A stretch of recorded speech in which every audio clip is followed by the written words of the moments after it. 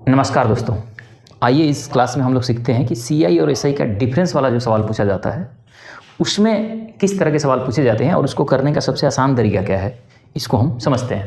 तो देखिए दोस्तों, जब कभी भी सीआई और एसआई से संबंधित आपसे सवाल पूछा जाएगा तो उसमें जो सबसे ज़्यादा क्वेश्चन पूछा जाता है वो ये पूछा जाता है कि उसमें सब कुछ दिया होता है, आपको प्रिंसिपल निकालना पूछा जाता है। जैसे ये मान लीजिए डिफरेंस दिया होगा आपके पास, रेट ऑफ इंटरेस्ट दिया होगा, टाइम दिया होगा, ये तीनों चीज़ दिया होगा आपको बोला जाएगा कि उसका प्रिंसिपल क्या है। जो प्रिंसिपल पूछे जाने वाला क्वेश्चन है इससे संबंधित, ये कम से कम आपको 75 to 80% का क्वेश्चन यही पूछा जाता है। मैं ये बात इसलिए बोल रहा हूँ क्योंकि मैंने 3-4 किताबों को रेफर किया है इसको समझने के लिए कि किस तरह के क्वेश्चन कहाँ पूछे जाते हैं। तो सबसे ज़्यादा क्वेश्चन यानी 70 to 80%, बल्कि इससे भी ज़्यादा 85 मान लीजिए, ये क्वेश्चन पूछा जाता है। उसके बाद आपसे डिफरेंस निकालने को पूछा जाएगा कि डिफरेंस क्या होगा, यानी कि आपको प्रिंसिपल भी दिया होगा, प्रिंसिपल दिया होगा और आपको डिफरेंस निकालने के लिए बोलेगा क्वेश्चन में। इस क्वेश्चन की जो प्रोपोर्शन होते हैं वो लगभग मान के चलिए कि 20 से 23%, 25% मान के चलिए। और रेयर क्वेश्चन में आपसे रेट ऑफ इंटरेस्ट आपसे पूछा जाता है। क्या पूछा जाता है? रेट ऑफ इंटरेस्ट पूछा जाता है। सब कुछ दिया होता है, प्रिंसिपल दिया होता है, डिफरेंस दिया होता है और टाइम दिया होता है और आपसे रेट ऑफ इंटरेस्ट पूछा जाता है। तो चलिए सबसे पहले हम जो ज़्यादा बड़ा पोर्शन है प्रिंसिपल पूछा जाता है निकालना, इसको हम समझते हैं कि एकदम आसान तरीका है, बहुत आसान है, आपको समझने में बिल्कुल समय नहीं लगेगा। आइए इसको हम करते हैं कुछ क्वेश्चन और फिर इन जो भी बचे हुए क्वेश्चन हैं उन सबको भी करेंगे। यानी कि आज ये पूरा मास्टर क्लास है सीआई और एसआई के डिफरेंस वाले पे। दोस्तों पहला प्रश्न है कि किसी धन राशि के 2 वर्ष के चक्रवृद्धि ब्याज और साधारण ब्याज का अंतर 1.25 है। यदि ब्याज की वार्षिक दर 5% हो तो धन राशि ज्ञात कीजिए। यानी कि दिया हुआ है,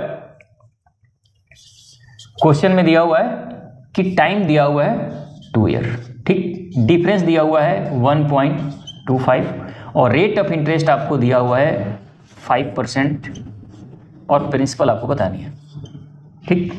तो जब कभी भी 2 साल का क्वेश्चन पूछे, डिफरेंस दिया हो, प्रिंसिपल निकालना हो, बहुत आसान है। क्या करना है इसको समझिए। सबसे पहले इस 5% की फ्रैक्शन वैल्यू क्या होगी, यानी जब आप परसेंट हटाएंगे तो उसकी वैल्यू क्या आएगी, सबसे पहले ये लिखना है। तो 5% में परसेंट हटाएंगे तो 5/100 हो जाएगा, यानी ये वैल्यू आ जाएगी 1/20। अब इसको आप A/B मान लीजिए, ठीक, A/B। अब इसमें क्या होता है कि हर केस में जब 2 ईयर की बात आएगी तो आपके लिए प्रिंसिपल एक नया बन जाएगा, B² मान लेना है प्रिंसिपल। तो B² प्रिंसिपल का मतलब क्या होगा, 20 का स्क्वायर यानी 400 प्रिंसिपल आ गया। और डिफरेंस क्या हो जाएगा आपके लिए, A² यानी 1 का स्क्वायर क्या होगा, 1। ये हर प्रश्न में आपको करना है ये काम, ठीक। अब क्या मतलब है इसका मतलब ये है कि यदि प्रिंसिपल 400 है तो डिफरेंस 1 है। अब आपको प्रिंसिपल तो निकालनी है, इसका मतलब इस 1 यूनिट, मान लीजिए कि प्रिंसिपल ये 400 यूनिट है, डिफरेंस 1 यूनिट है। इस 1 यूनिट की वैल्यू कहाँ कितनी दी हुई है क्वेश्चन में, 1.25। तो यहाँ लिखेंगे आप कि 1 यूनिट की वैल्यू कितनी दी हुई है क्वेश्चन में, 1.25। तो आपके प्रिंसिपल कितना है, 400 यूनिट। तो 400 यूनिट की वैल्यू कितनी होगी ये आपको बतानी है। 400 यूनिट की वैल्यू क्या हो जाएगी, 4 से इसमें 400 से गुणा कर दीजिए तो 1.25 × 400 इक्वल टू आ जाएगा ये 500। यानी जो प्रिंसिपल है वो कितना है, 500 रुपया है। तो हर केस में जब भी 2 ईयर का सवाल है तो इस परसेंटेज वैल्यू को फ्रैक्शन में बदल लेना है। ये A/B हो गया, तो B² आपको मूलधन मान लेनी है उतनी यूनिट, और A² जो भी ऊपर हो वो डिफरेंस आएगा और यहीं से सवाल आपका सॉल्व हो जाएगा। क्लियर है? 1-2 सवाल और करते हैं, जो भी थोड़ी सी आपको परेशानी होगी इसमें वो दूर हो जाएगी। चलिए आगे क्वेश्चन पे चलते हैं। दोस्तों अगला प्रश्न है कि किसी धन राशि पर 2 वर्ष का सीआई और एसआई का अंतर, यानी चक्रवृद्धि ब्याज और साधारण ब्याज का अंतर 528 है। यदि ब्याज की वार्षिक दर 66 × 2/3% हो तो धन राशि ज्ञात करना है। यानी आपको क्वेश्चन में दिया हुआ है, रेट ऑफ इंटरेस्ट दिया हुआ है 66 × 2/3%, ठीक। समय 2 ईयर। ध्यान रखना हम लोग अभी केवल 2 ईयर के लिए पढ़ रहे हैं, ठीक है, 2 ईयर की बात कर रहे हैं, अभी 2 ईयर की पढ़ रहे हैं।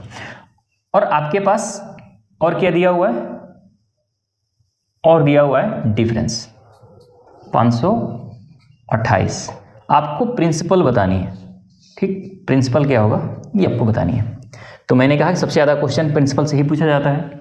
तो सबसे पहला काम मैंने कहा कि इसकी परसेंटेज वैल्यू जब हटाओगे परसेंट तो क्या वैल्यू आएगी ये आपको समझनी है। तो यहाँ से ध्यान रखिए, 66 को 3 से गुणा करोगे तो ये आएगा 198, और 198 में 2 जोड़ोगे तो हो जाएगा 200। 200/3%, क्या आएगा 200/3%। अब परसेंट जब नीचे हटाओगे, परसेंट हटाओगे तो नीचे आ जाएगा 20, 20 से 20 खत्म, ये वैल्यू आ गई 2/3। अब ध्यान रखना, ये सब मैं आपको बता रहा हूँ, लेकिन आपको ये 200/3 ये सब करना नहीं है। आपको याद होना चाहिए, अगर आप परसेंटेज पढ़े हैं तो आपको याद होना चाहिए कि 66 × 2/3% की फ्रैक्शन वैल्यू क्या होती है। जो भी बच्चा, जो भी स्टूडेंट थोड़ा सा सीरियस है उसको ये बात पता होगी कि इसकी वैल्यू 2/3 होती है, ठीक। अब मैंने कहा कि 2/3 का मतलब ये a/b के फॉर्म में मान लेनी है। तो मैंने कहा कि प्रिंसिपल क्या हो जाता है b²। तो b² प्रिंसिपल होता है, इसका मतलब 3 का स्क्वायर 9 हो गया। और डिफरेंस जो होता है, इस डिफरेंस का मतलब CI SI का डिफरेंस की बात हो रही है, वो होता है a²। इसका मतलब 2 का स्क्वायर यानी 4।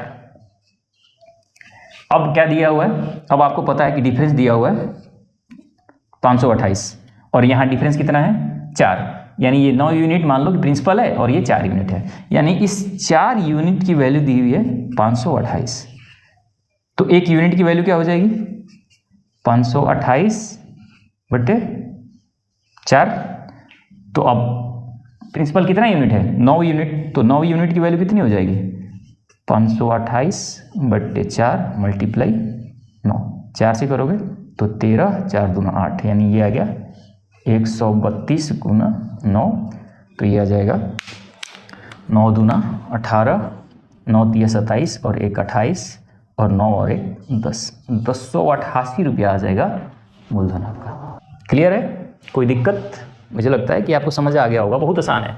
मैं ये सारा कुछ इसलिए कर रहा हूँ क्योंकि आपको समझाना है, नहीं तो सीधा प्रिंसिपल आपको दिमाग में लेना है कि 9 यूनिट डिफरेंस 4 यूनिट, ये सब कुछ भी करने की ज़रूरत नहीं है। ये आपको अगर ही थोड़ा सा आपको पता है तो A B लिखने की कोई ज़रूरत नहीं है। मैं क्योंकि समझाना है मुझे, तो मैं आपको थोड़ा सा डिटेल में करा रहा हूँ ताकि जो दिमाग है आपका वो एडजस्ट कर ले, इसको एक बॉक्स बनाए और उसमें इसको बंद कर ले। चलिए आगे प्रश्न पे चलते हैं। दोस्तों अगला क्वेश्चन है कि अर्धवार्षिक रूप से संयोजित किसी धन राशि पर 12% वार्षिक दर से चक्रवृद्धि ब्याज और साधारण ब्याज का अंतर 1 वर्ष के लिए 36 रुपया है, तो राशि कितनी है? यानी कि हाफ ईयरली बात हो रही है, ध्यान रखना, हाफ ईयरली। इसका क्या मतलब है? अर्धवार्षिक का मतलब होता है कि ब्याज की गणना 6 मंथ पर होगी, यानी 1 साल में 2 बार, 1 ईयर की बात हो रहा है, समय दिया हुआ है। इसका मतलब कि 6 मंथ का इसमें कितना 2 पीरियड बनेगा, 6 मंथ। तो 2 बार ब्याज की गणना आपको करनी पड़ेगी, क्योंकि इसमें ब्याज जो क्वेश्चन कह रहा है कि ब्याज इस पर 6 महीना पर लग रहा है। अर्धवार्षिक संयोजित का मतलब होता है कि 6 महीना पर ब्याज लग रहा है इसमें। तो आपको रेट ऑफ इंटरेस्ट दिया हुआ है, मैं इसको मिटा देता हूँ, समझ गए होंगे आप।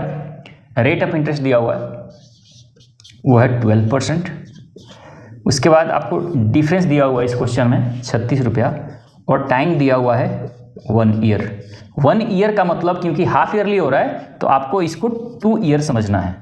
हाफ ईयरली हो रहा है का मतलब 2 ईयर समझना है, और क्योंकि हाफ ईयरली लग रहा है तो रेट में 2 से भाग भी करना है, क्योंकि ये ईयरली है, 12% वार्षिक है, और अर्धवार्षिक जब करोगे तो 2 से भाग करना पड़ेगा, यानी ये है 6%।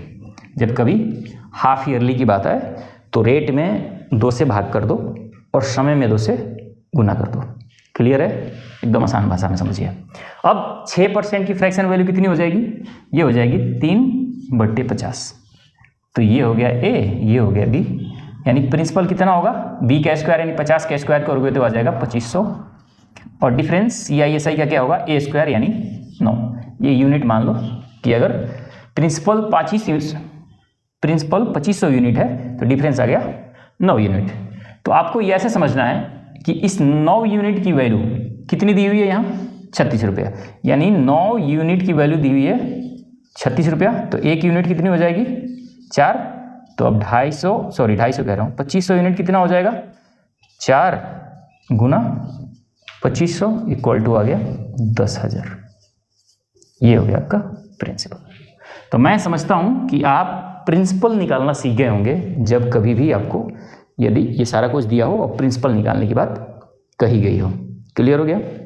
अब चलते हैं कि यदि आपसे प्रिंसिपल दिया हो और CI/SI का डिफरेंस निकालना हो तो कैसे निकाल लेंगे, और उसके बाद दर निकालना भी सीखेंगे।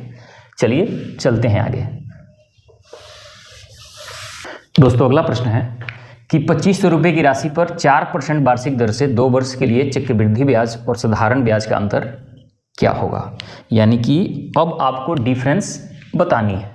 दिया क्या क्या है, दिया है प्रिंसिपल 2500 रुपया, ठीक, रेट ऑफ इंटरेस्ट दिया हुआ है 4%, समय दिया हुआ है 2 ईयर।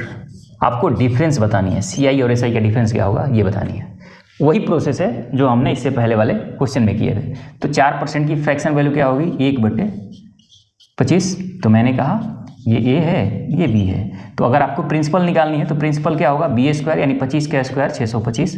प्रिंसिपल आपको मान लेनी है 625 यूनिट हो गया। डिफरेंस होता है A² यानी 1 का स्क्वायर करोगे तो आएगा 1, डिफरेंस आ गया 1 यूनिट। अब यहाँ आपको देखना है कि प्रिंसिपल दिया हुआ है, यानी इस 625 यूनिट की वैल्यू दी हुई है। यानी अब ऐसे समझना है, 625 यूनिट की वैल्यू कितनी दी हुई है, 2500।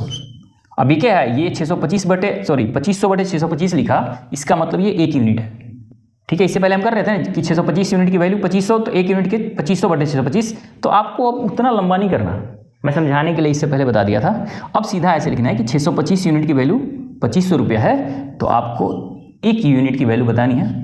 1 यूनिट की वैल्यू क्या होगा, 625 से इसको काटेंगे 25 से, तो 25 हाँ 625, 25 से कटोगे तो 100 बार में ये आ गया 25 चौके 100, यानी कि डिफरेंस कितना आ गया 4। इस 1 यूनिट की वैल्यू कितनी है 4, आपको डिफरेंस ही बतानी है तो ये आ गया 4। यही हो गया आपका आंसर। ये समझ में नहीं आया, ऐसे समझिए। अगर नहीं आया तो आपको दिया हुआ ना यहाँ 625 यूनिट, यहाँ मूलधन कितना है 2500 यूनिट, यानी 625 यूनिट की वैल्यू दी हुई है 2500। तो 1 यूनिट की वैल्यू कितनी हो जाएगी 2500 और बटे में आ जाएगा 625। तो यही मैं यहाँ लिख रहा हूँ सीधा कि 625 यूनिट की वैल्यू 2500।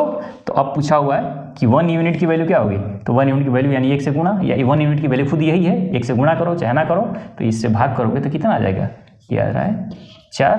यही हो गया आपका डिफरेंस। क्लियर हो गया। सेम चीज़ है, बहुत कुछ चेंज नहीं है। मैं उम्मीद करता हूँ कि ये चीज़ आप समझ गए होंगे। एक क्वेश्चन और करते हैं, बढ़िया क्वेश्चन है, फिर दर निकालना सीखेंगे। दोस्तों अगला प्रश्न है कि 8% वार्षिक की दर पर 2 वर्ष का 5000 रुपये पर चक्रवृद्धि ब्याज और साधारण ब्याज का अंतर क्या होगा। यानी कि क्वेश्चन दिया हुआ है कि प्रिंसिपल है 5000 रुपया, रेट ऑफ इंटरेस्ट दिया हुआ है 8%, ठीक, और आपको समय दिया हुआ है 2 ईयर। आपको डिफरेंस बतानी है, ठीक, क्योंकि हम CI और SI का डिफरेंस निकालना सीख रहे हैं। मैंने कहा 8% की फ्रैक्शन वैल्यू क्या होगी, ये हो जाएगा 2/25। तो मैंने कहा A हो गया, ये B हो गया। प्रिंसिपल आ जाएगा B² यानी 625, डिफरेंस आ जाएगा A² यानी 4। इस 625 की वैल्यू, इस 625 यूनिट की वैल्यू 5000 रुपया है, तो ऐसे लिखेंगे 625 की वैल्यू यदि 5000 रुपया है तो आपको डिफरेंस निकालना है, यानी डिफरेंस 4 की वैल्यू क्या होगी ये पता करनी है।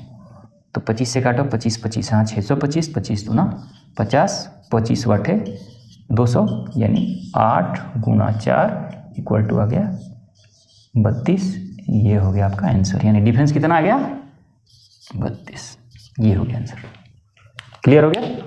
दर निकालना रह गया, दर निकालना सीखते हैं, रेट ऑफ इंटरेस्ट कैसे निकालते हैं। दोस्तों अगला प्रश्न है कि 1000 रुपये की धनराशि पर 2 वर्ष के लिए चक्रवृद्धि ब्याज और साधारण ब्याज का अंतर 10 रुपया है, तो ब्याज की वार्षिक दर क्या है।